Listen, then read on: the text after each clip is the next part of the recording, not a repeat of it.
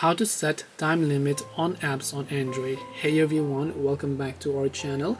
In this video I'm going to guide you on how you can set the time limit on applications on Android, so make sure to watch the video till the end.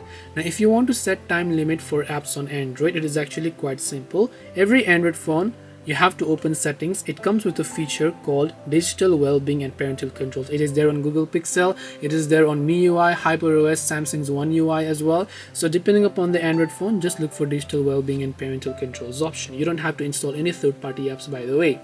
Now once you have done that, if you scroll here, you'll find an option where it says app timers. So you can select this little option here, and then you can simply choose to add timers by tapping the plus icon and then selecting the application that you'd like to add a timer for, and then tap the set timer.